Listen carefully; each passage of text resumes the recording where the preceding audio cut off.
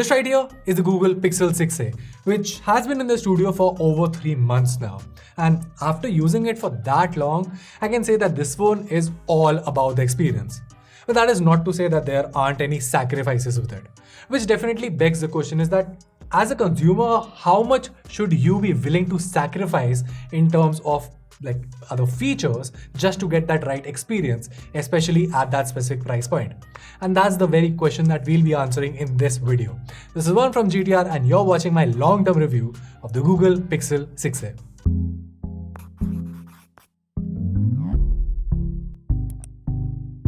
Alright, so first things first, what's the first thing that you experience when you take a phone in your hand? The design, the ergonomics. And that is where the Google Pixel 6a is absolutely excellent. The metal sides are curved and give you the perfect grip. The back curves into the sides, so everything is very ergonomic. And with a 6.1-inch Gorilla Glass 3 display out front, the phone is perfectly narrow to be used and held comfortably with one hand. And yeah, I know the back is plastic, but it feels as solid as it can be.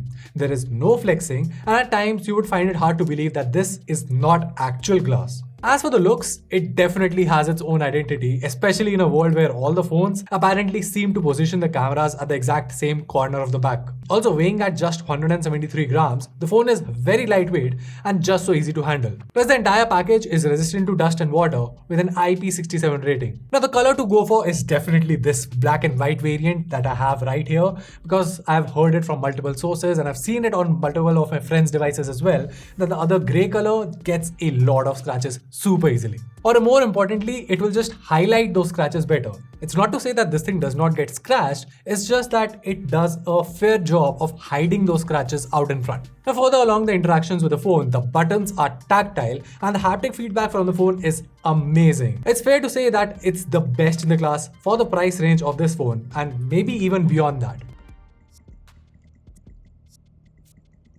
Now flipping to the display of the phone, the 6.1-inch panel is a 60Hz one, but it is OLED with a full HD+ resolution with a respectable peak brightness of 1200 nits. Now the display size here hits the sweet spot of showing enough content on screen while still being well covered with a single hand. The touch response is amazing, which also means well for the low refresh rate. Alright, look, I'm not going to say that this 60Hz panel is better than a 90Hz or a 120Hz because that's just not possible.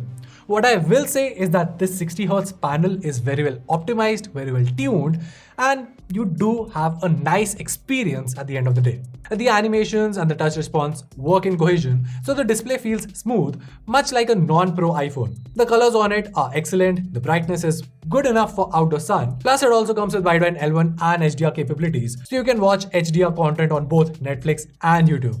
And rounding off the great experience with content are the great stereo speakers with a surprisingly good amount of bass.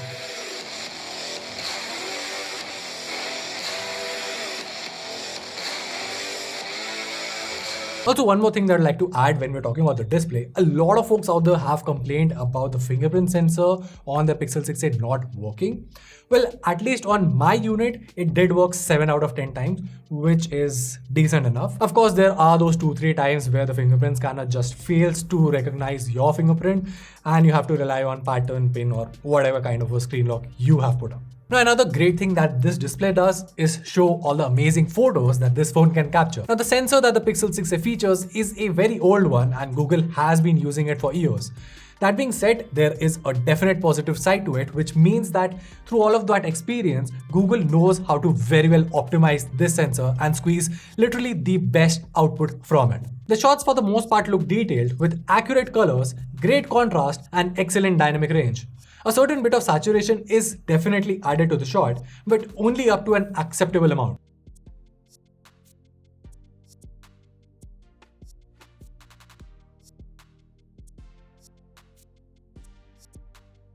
The 12MP ultra-wide sensor matches the main sensor as well. The shots look extremely similar in terms of details, colors, and dynamic range.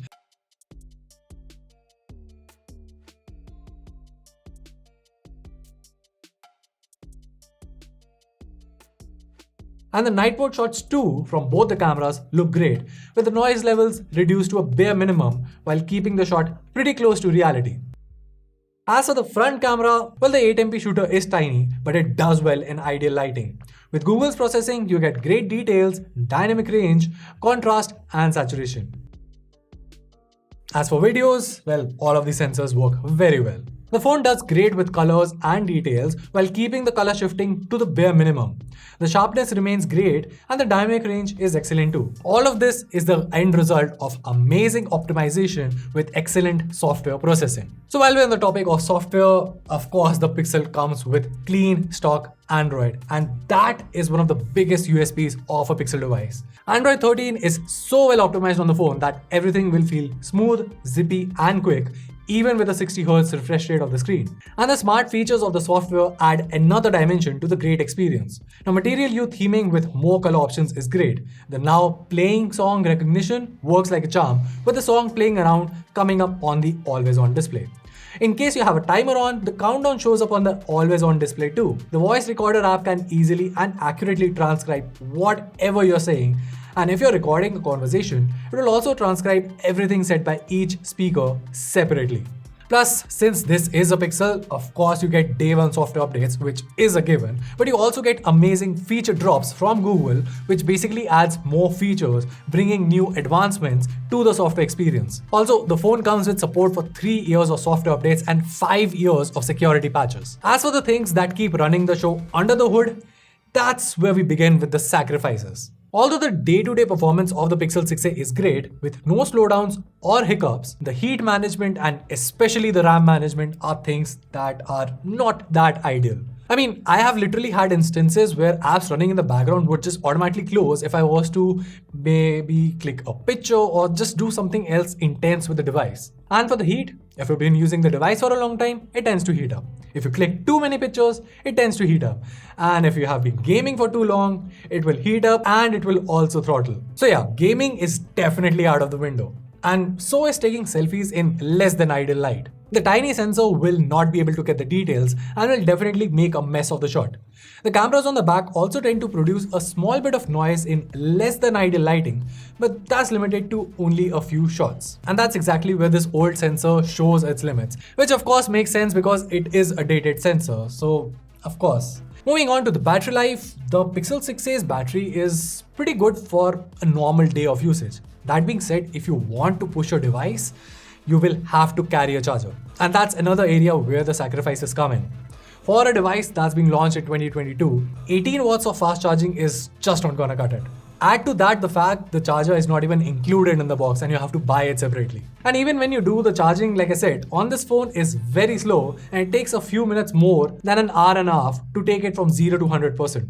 And of course, like I said, as much as I admire the display, it is still a 60Hz display, which at this price point is definitely a sacrifice. Alright, so now you know all about the amazing experience that the Pixel 6a offers, along with all of the underwhelming sacrifices that you have to deal with. So if you're a person who wants just the experience and can live with a 60Hz refresh rate and does not really need to game a lot and is literally just about having an experienced device for your day-to-day usage, the Pixel 6a is a solid recommendation. It looks and feels great, the haptics are on point, the screen is great, the cameras for the most part perform really well, and the software is amazing. And with the new price drop, the Pixel 6a is available for just Rs 30,000, which makes it a great deal for people who value experience over everything else. And that's basically the verdict.